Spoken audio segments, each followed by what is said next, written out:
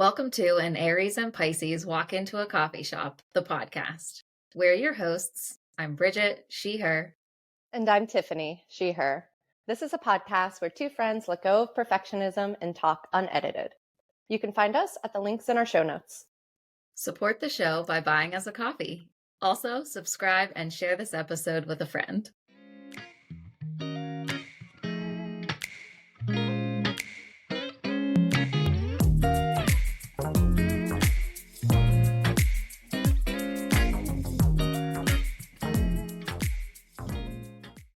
Oh yeah, there's no more countdown. No more countdown.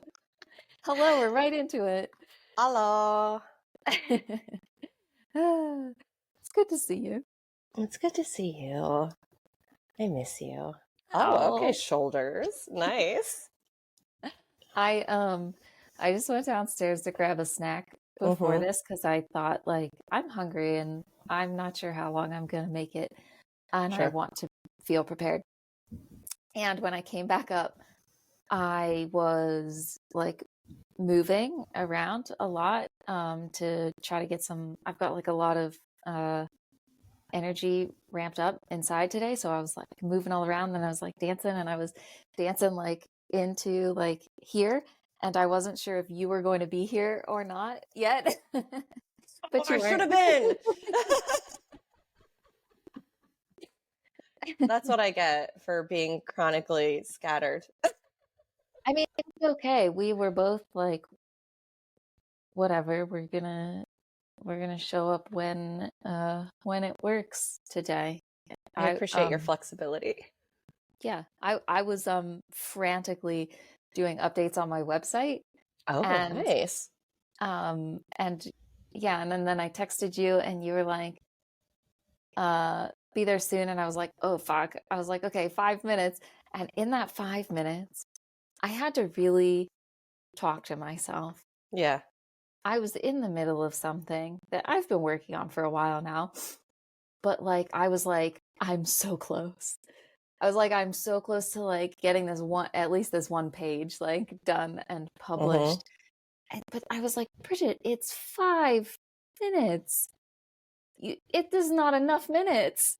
Oh, sure. And you have to get yourself ready to do this. I was like, it's okay. Just take a break, set it aside. You can finish it later. But there's that thing in my head of I could do it all now. And I'm no. Yep, I'm also like that. I have no idea what time actually means. It's so confusing.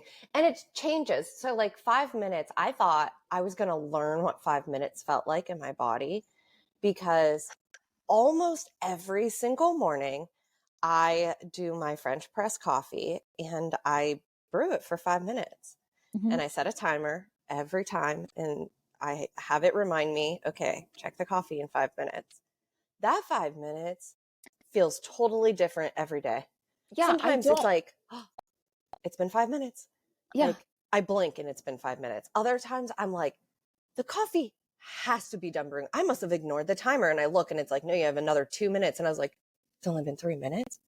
I feel like that was forever. Yeah, I do not think that there is a static possible feeling to know what 5 minutes feels like. But I don't think it's possible. Bridget, it's measurable, but I don't think that we can measure it in a way that makes sense. I met someone who can. No. Yes, I did. They proved it. They proved it. No. It was so freaky. No. And they're and I was how do you know? And they're I have an internal clock. I don't know. I just know. And I practiced it a lot. And I was well, me too. But I've never, not once, felt, oh, it's been 5 minutes and been right. Never once in my life. And this person, with the 30-second wiggle room, was able to tell me what time it was. And not even just, oh, it's been 5 minutes. They would look at me and I could see their little wheels clicking, and they're it's this time. And I would look, and it was that fucking time. But we had been talking. So I know that they haven't looked at a clock. We weren't around. it felt like magic, and they're just like, I used to do stand up. I practiced it a lot. Like I know it, like what it feels like for that amount of time to pass. And I know we got here at this time, and I know how it felt, how long we've been talking. So I know it's this time now. I'm like, Okay, so that to me feels like a very like nuanced or like niched situation of like, okay, if you have to have like your quick five, like your 5 minutes of stand up, you're talking for 5 minutes, you know what that's like to like do that kind of a thing. So if they were like doing that kind of a thing with you and but it's knowing just how running much in the five back of their minutes is, head yeah, but like if they're out all doing the something time. completely different, it doesn't matter? Or is it They just know, like yeah, that? they know. It just came up in conversation. Like we were just chatting. We weren't like quizzing them. Like they were just talking. And But I then think they that were like, "Oh, it's this time." And I'm like, "How'd you know that?" And they're like, "Cuz I can feel how long we've been here." I don't know. I'm skeptical.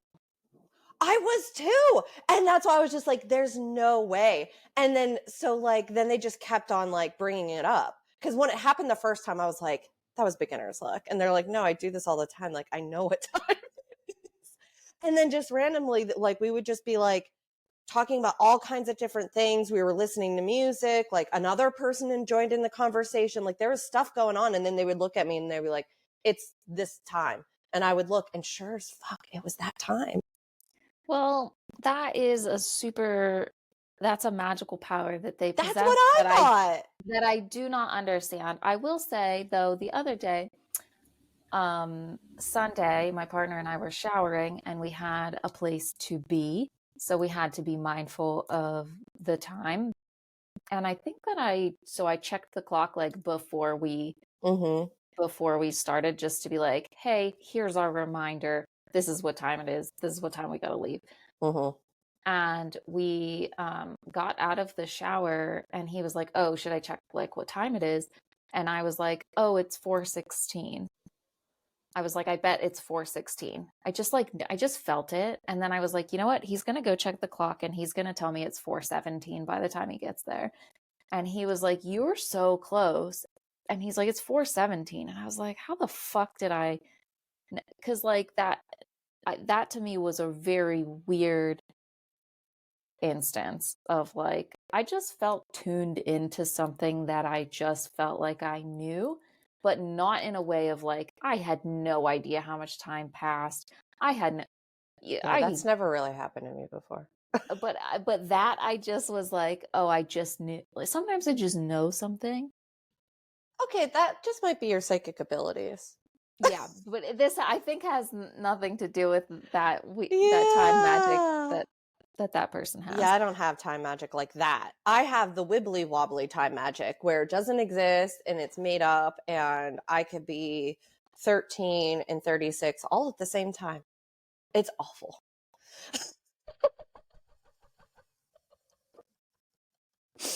but I probably mean, useful yeah. at the same time. Just doesn't feel great. You know what it is here? It's the problem again with the world isn't structured for me to utilize that in a way that's comfortable, Mm-hmm. like most things. So like if time mattered a little less, if I wasn't expected to fit into a certain time constraint Mm-hmm. and like rhythm, then it probably wouldn't make a difference. Like if I was just the person in the village that lived in the tent, people came to visit for like, I don't know, sigils or like, let's talk about tarot cards, then it probably would be great and fine. It'd probably even benefit me. But like, that's not my life. And that's Yeah. not this society.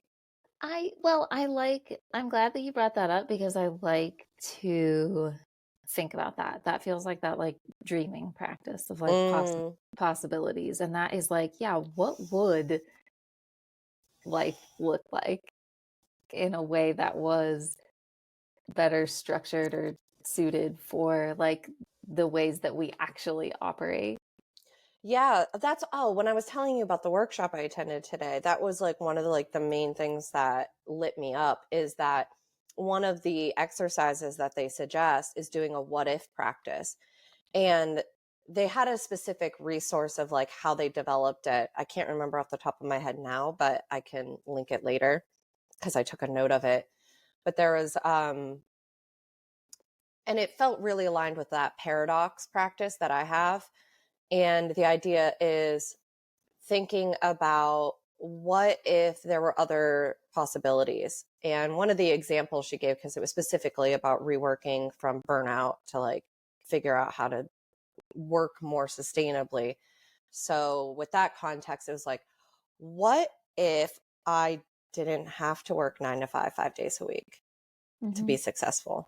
What if that grind culture wasn't the norm type of idea?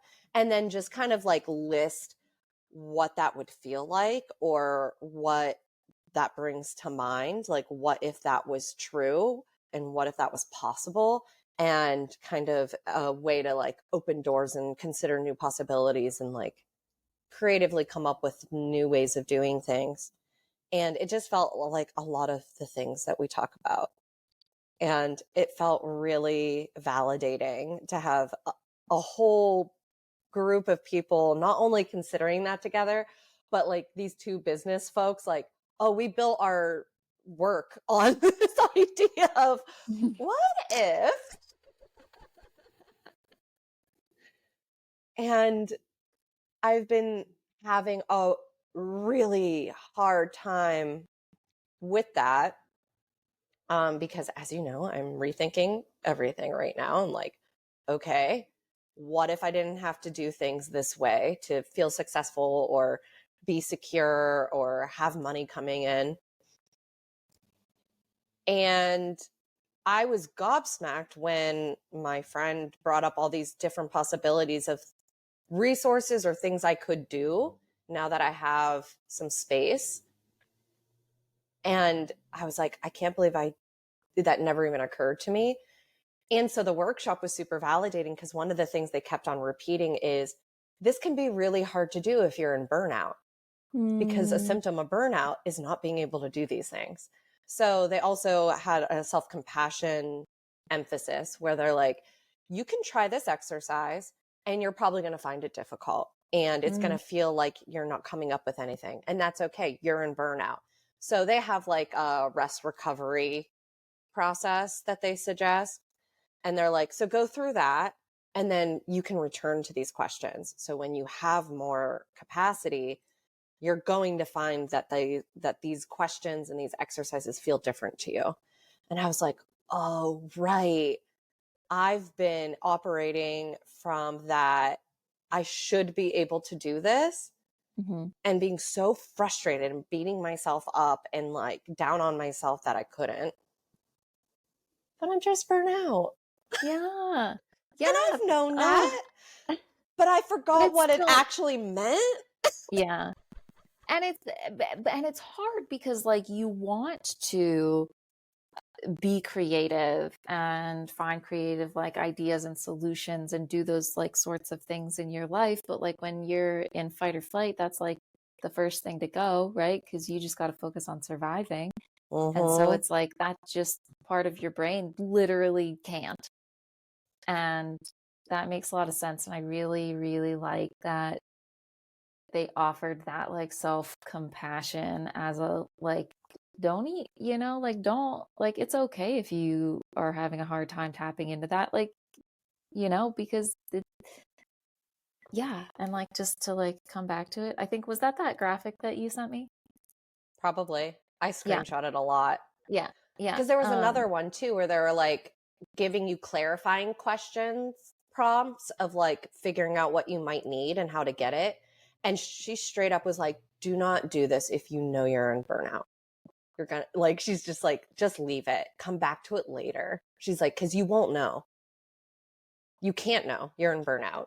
And she's like, Mm-hmm. she's like, you could try it, but just remember, you have to be really gentle and compassionate with yourself. She's like, I don't want to tell you not to.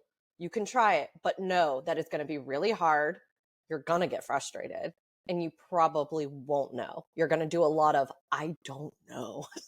I don't know what I need. I don't know what that would feel like. Like, I don't know how to get out of this, because that's literally a symptom of burnout, is the I just can't and I just don't know. So that's been hard to realize. I really love that face you just made. I mean, like, hate this for us, but yeah, I feel like that. Thank you for sharing all of this with me, because that feels like a mm, like something that I can give to myself, of more grace and compassion. Because, like, right, how long have we been talking about this? Like, oh, I want to tap into daydreaming and like believing in possibilities, but I'm like, I feel like I'm up against the wall and I just like can't Yes. get through this thick ass wall. Yeah, because our nervous system is in panic mode. So it's like, what do you mean you're going to relax? You're going to get eaten. You can't relax.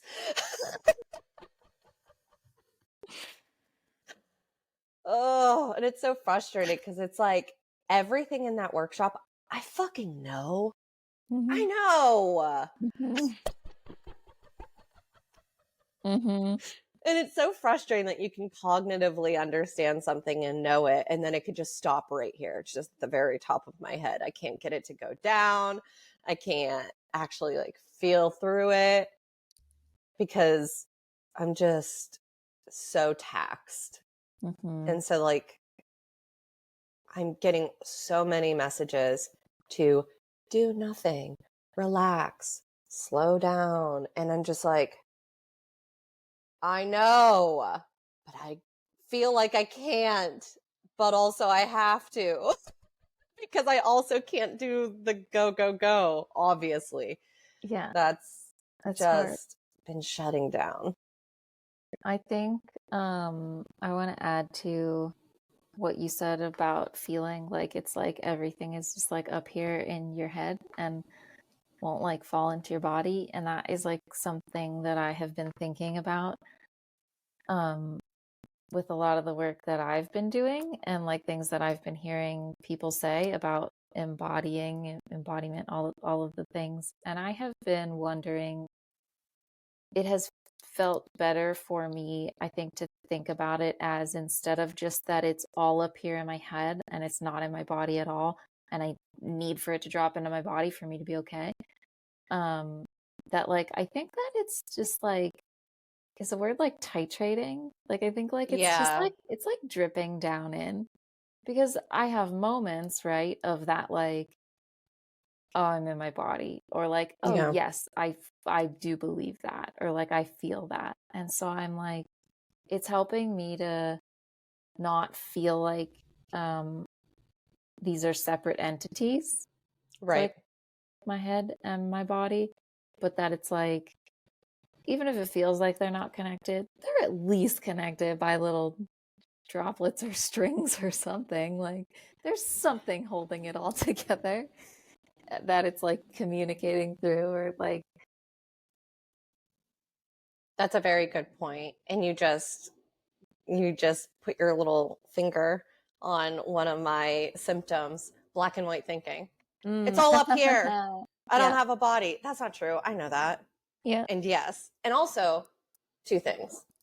Made me remember something a therapist said to me once about like taking an elevator, that titrating idea of like, why don't you set aside some time and feel into your body, and then before it feels like too much, just allow yourself to go back up to your head where it feels familiar, and Mm. then just like practice that, which then made me think of the story that Dr. Clarissa Pinkola has in that book, Women Who Run with the Wolves, um, where she tells the story of the Selkie.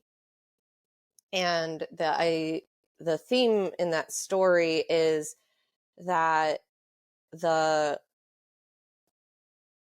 Selkie is a seal that can come to land and shed the skin and become a woman.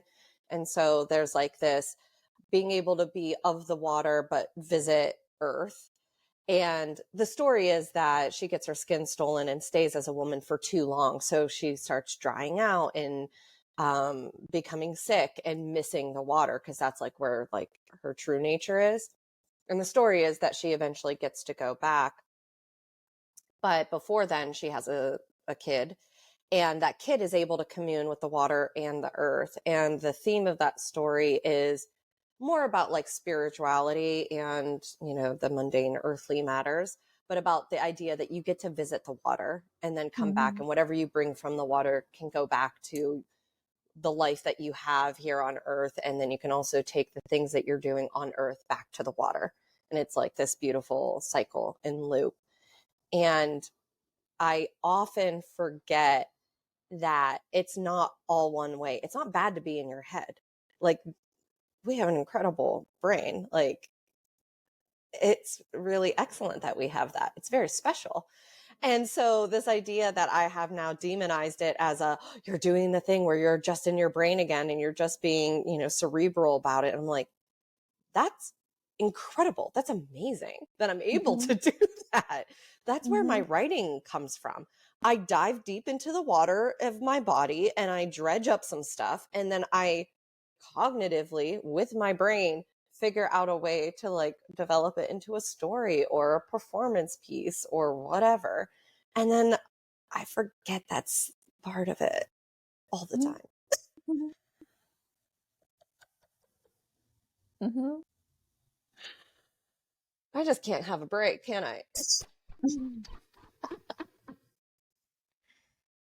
Uh, yeah, I realized something that I feel like is kind of similar to that this Mm-hmm. morning when I had like a very particularly rough morning getting up, and I had really bad dreams last night, and so they kind of like um they kind of shook me, and I was like disturbed that like I was so uncomfortable in these dreams.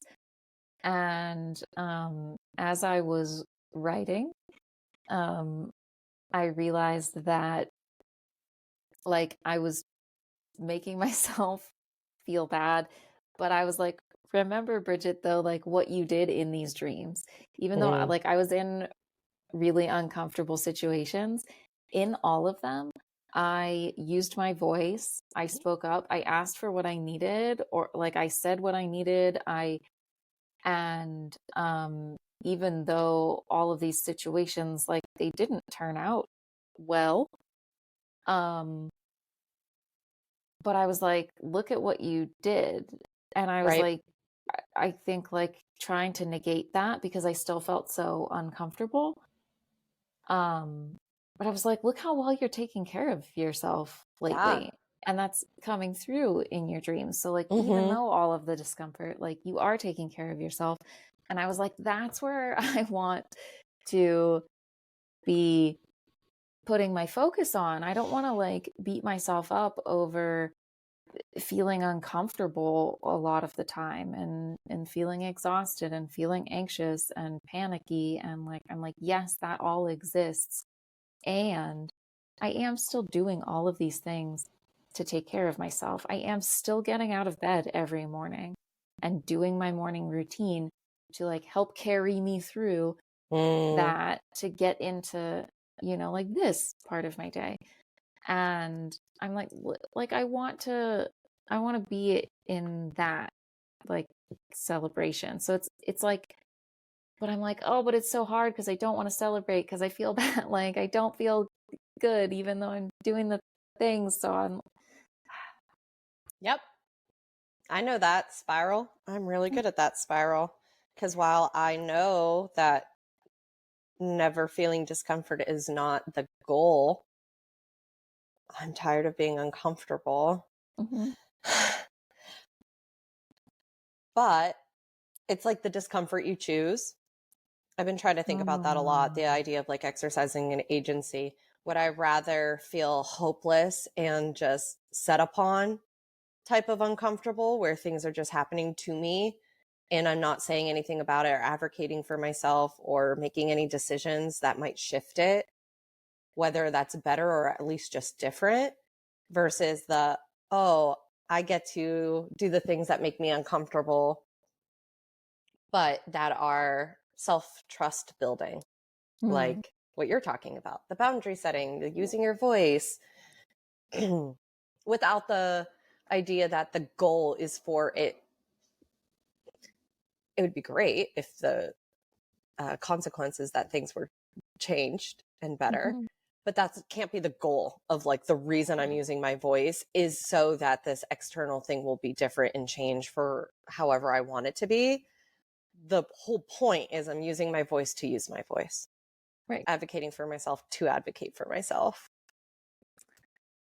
Yes, I think that this is a very important distinction and focus in our journey here. Yeah, Yeah. it's a really hard one to hold on to because like ultimately, yeah, we want to do the things to affect the change that we want. Yeah. Yeah. Yeah. I have really, really, really been holding on to your voice in my head telling me when we were talking about rest on here, Mm, and you're like, yeah, the I'm going to rest. The point of rest isn't to like cure or end that I'm like tired and exhausted. It is just to rest because that's what I need right now.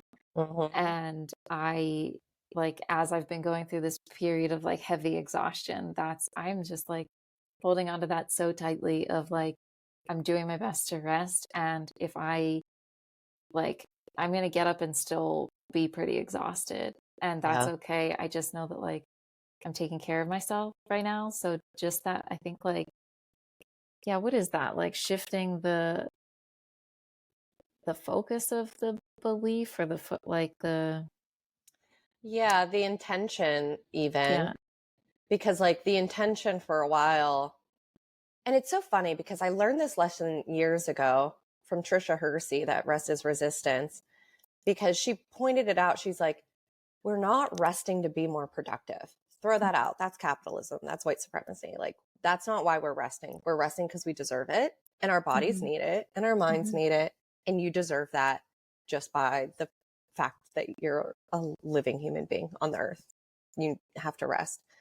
And I kept on getting felt hoodwinked by me, where I'm like, oh, you're doing it again. You're resting to be more productive. You're resting to be less tired. You're resting so you could do more. And I'm just like, okay, the intention is I'm exhausted and I deserve to rest. And I'm going to do that.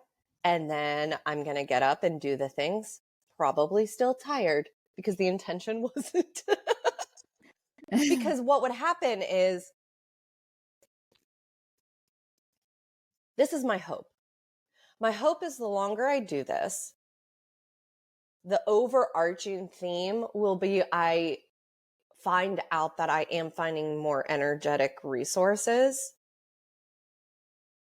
to like sustain my creativity or my ability to be gentle with myself. Because when I would lay down to rest to be more productive and I would get up and still be tired, then I felt like I failed and I was Yeah. being mean to myself of like, Yeah. you should have done it different or earlier or whatever.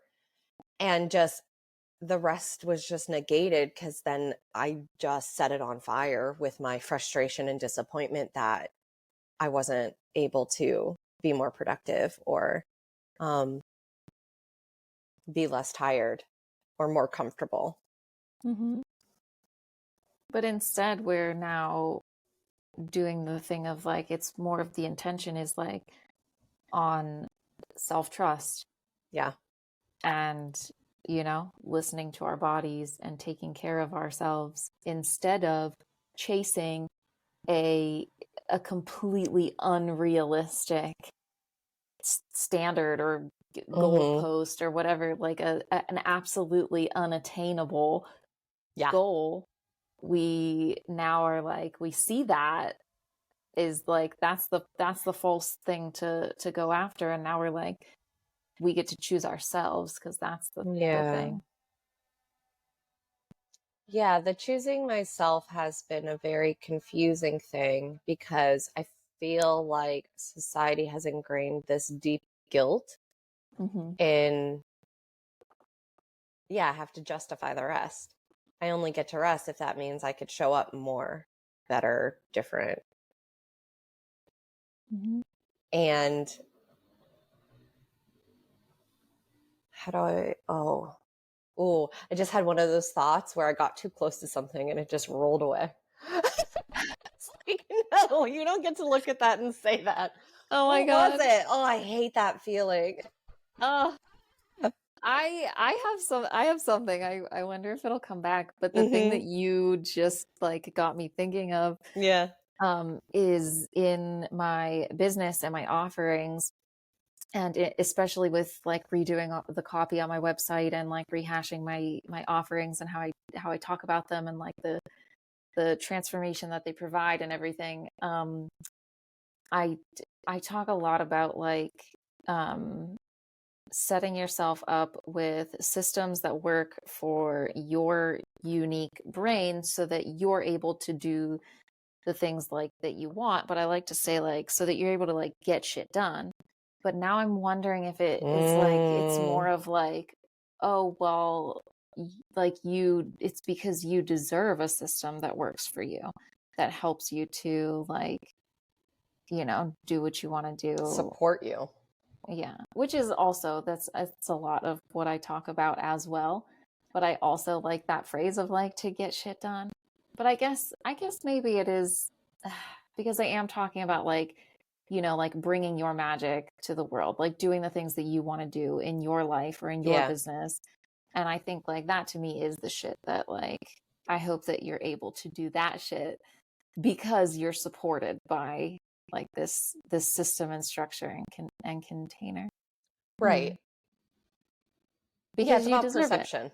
Yeah. Mm-hmm.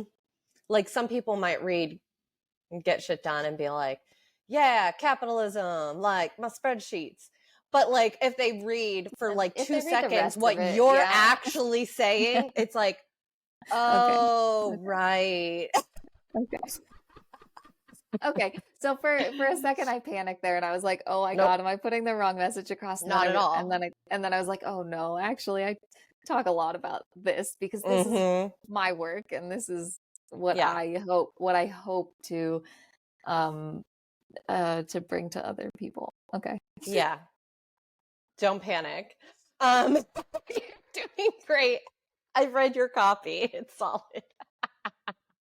Thanks. Because that is like what we're trying to do. Like the idea is that we're trying to find ways to move through the world and support ourselves so we can live our purpose, what lights Mhm. us up. Because what's been happening is with the wrong focus, we're just burning to a fizzle and feeling listless and depressed.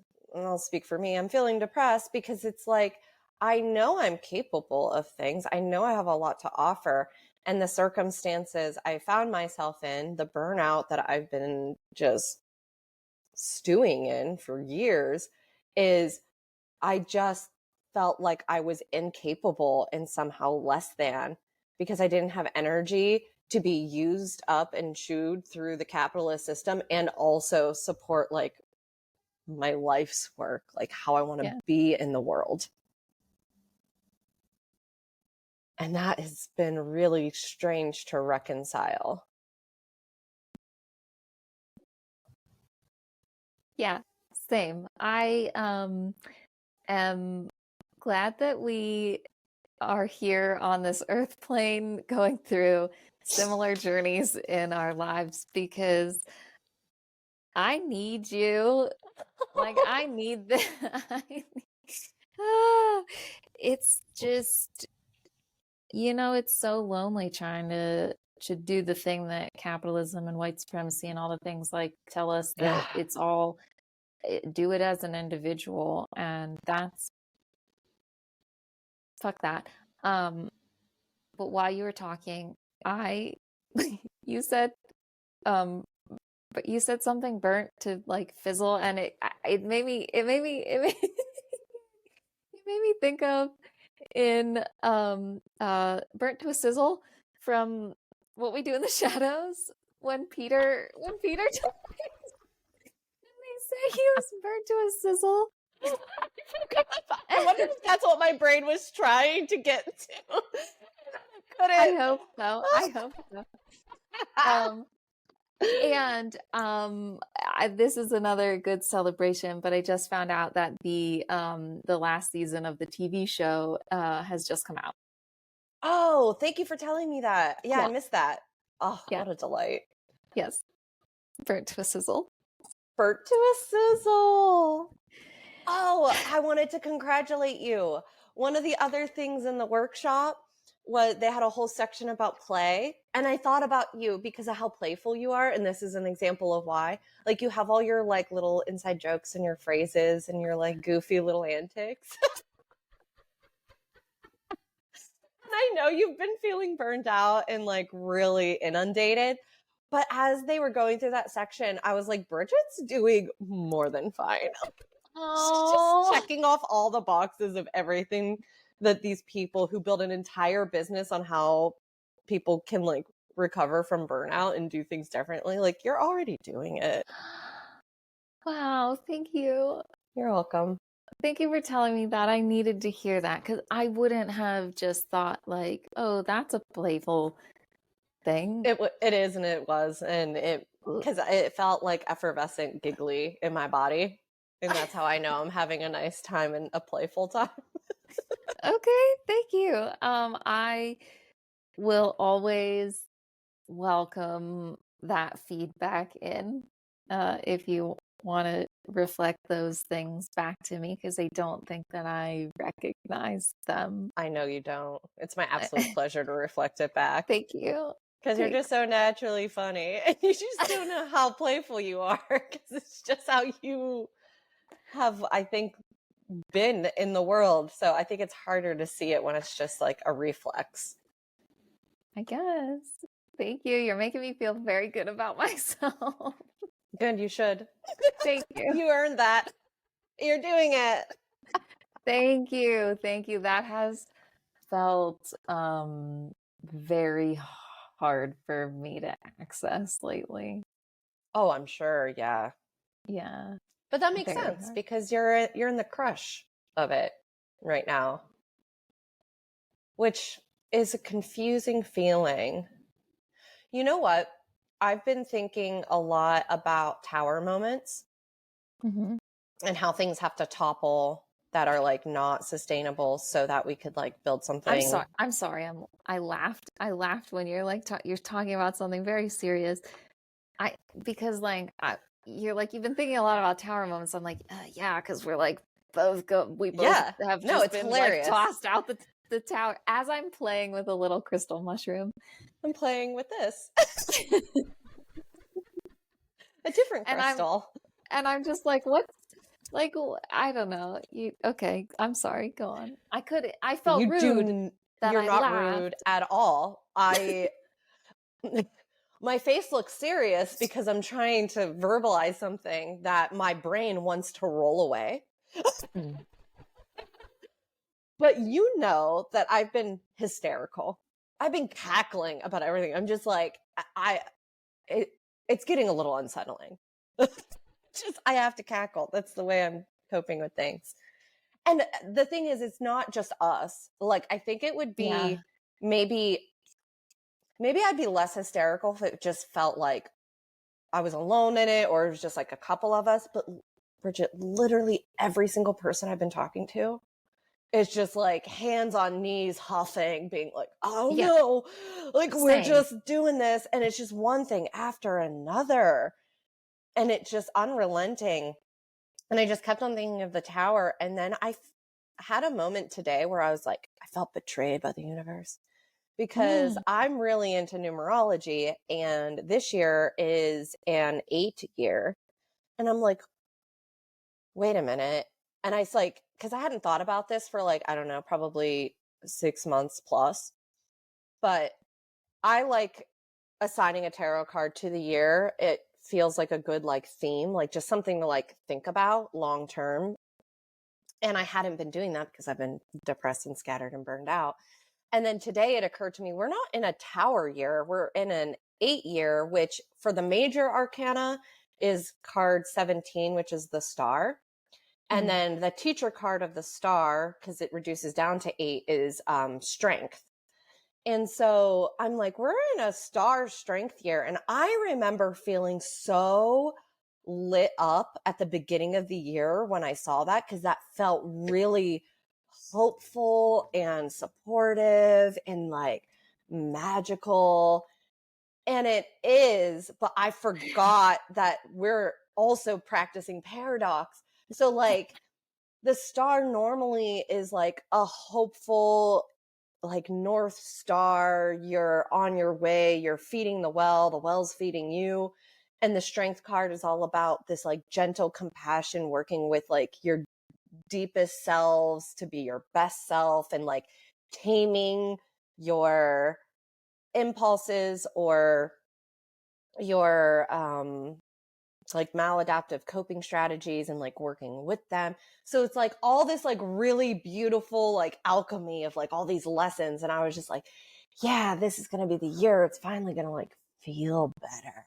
It's going to feel easier. It's going to like feel lighter somehow. And I was like, wait, I got hoodwinked. And then today I spent some time like reflecting on those cards and thinking about the lessons in them. And I was just like, because I felt betrayed. I was like, wait, is everything a lie? This year was supposed to be different. And then as I was thinking about them, I was like, oh, you did the this or that. You forgot it's an all and. Because like the opposite of the hope that the star card is that feeling of feeling stuck and unable to see that star. And the hard work of having to continuously tune in and listen and be like, okay, where do I need to move? What decision do I need to make? And like, no matter what external forces are making you move in a direction they think you should be going, you have to listen to yourself and make oftentimes the really hard decision to take the path that is meant for you, not what was set in front of you. And I was like, okay, sure. And then the strength card, like, oh, right, it's uncomfortable practicing self-compassion because my reflex is to berate and punish, because all of society and the world has taught me you are supposed to berate and punish yourself because that's what you deserve. That's a hard lesson to unlearn. Yeah. That feels like that thing of like, be careful what you ask for because you're going Yes. to get it, right? Like you're going to have to do the work to get the you know, like I think, Sometimes following your North Star isn't as whimsical as it sounds. right, right. There be monsters in the deep. Yeah. Yeah, my words for this year are loud, self-trust, main character. And right at the beginning of the year, I'm thinking, those are fucking great. Hell Yeah, it yeah, sounds like a party. I'm gonna trust myself and I'm gonna step into my main character energy. But in order to do that, I have to go through all of these things where I am practicing, Right. learning to lean into self-trust and to do that. And yeah, it's not like It doesn't always feel good in the short term, turns out. But also lately I have been, in order to help myself like get through all of this, I have been telling myself that it's all just opportunities to practice these things that I want, that I have learned, that I have instilled as beliefs. So like all of the challenging fucking shit that keeps happening, I'm like, this is just practice for me to, you know, to lean into that self-trust, to be the main character of my life, to, right, to do all these things. It's just practice. That's a really nice reframe. Ooh, yes, I often struggle with practicing because there's so much opportunity for failure. And I have been trying to learn the lesson of it's just data instead of success failure. Yeah, same. That's a really hard one, but I Yeah. think a fruitful one. Again, I just feel like I've been saying this over and over. I don't know if I'm trying to convince myself or others, but it feels like every conversation I have turns out to, I think in the long term, this is going to be like really good for all of us. It just feels like absolute bonfire, feet in the embers pain right now. But I don't remember if I said this on here, the podcast, or just like in a conversation with you, because I've also said this to a lot of other people too. It's very strange that for years I've been practicing this idea of holding everything at once. The grief, the loss, the pain, and the hopefulness and like optimism, that daydreaming thing we're talking about. And like gratitude is a big one. So like grief, gratitude, and letting that be expansive and like holding it all. So like I don't, because in the past it was like grief would overtake my gratitude, or I would try to snuff out the grief with gratitude, which was just making it angrier and louder. And it's a strange thing that I've been practicing that for so long. And then this year, having to admit, it does feel like admit that I objectively know I'm doing the best I ever have. I'm the healthiest I've ever been. I'm more clear than I've ever been. I'm more supported than I've ever been. More secure with myself and trusting, and like I'm seeing myself in a more, what's that word, more forgiving, more gracious way. And yet everything aches and it feels like it's on fire, and I'm just grieving so many things. And that's strange to be like, I'm doing really great. This is the best place I've ever been in my whole life, and it hurts. Yeah. Ditto.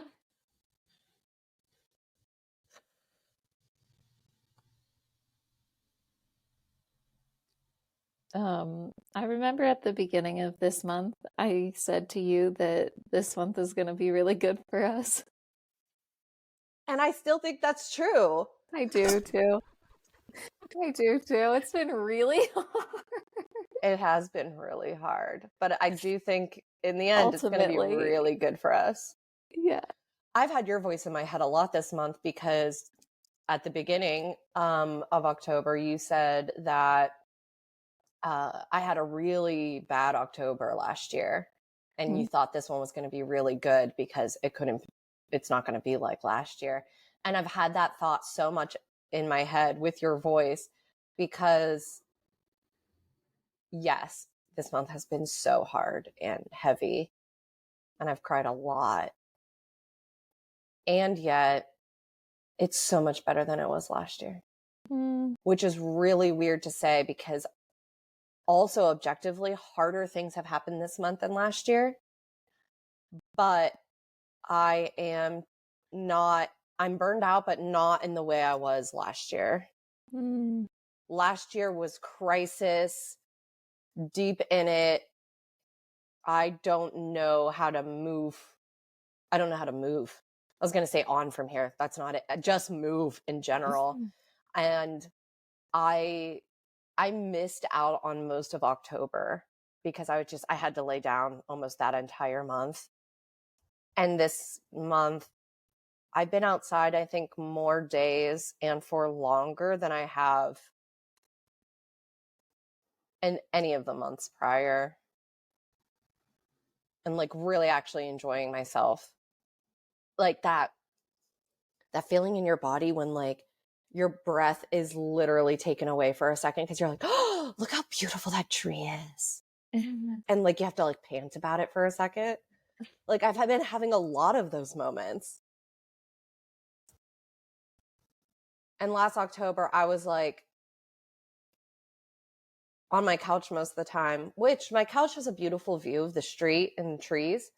But I have a visceral memory of laying on my couch, turning over and looking out the window and being like, oh, I missed that the leaves changed. I Like they remember were you green and saying now that they to me. weren't. Yeah. And I was just like, oh, I missed my favorite part. Like that was always like, I loved watching that, especially the honey locust trees, like the way that they slowly shift from that like bright green to this like incredible yellow. And it was just like, oh, they've already like half fallen and I missed it, even though I've just been looking at them this whole time. Very bizarre to realize. But this month has been a lot different in that regard. I've been able to sink into those moments more often.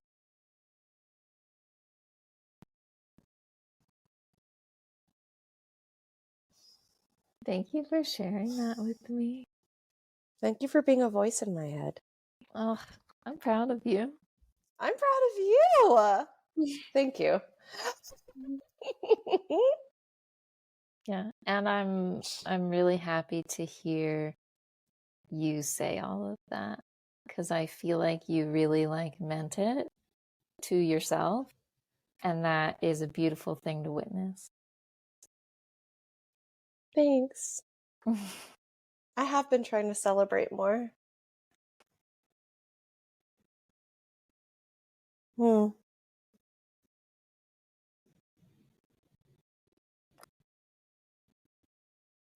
I love love you. you.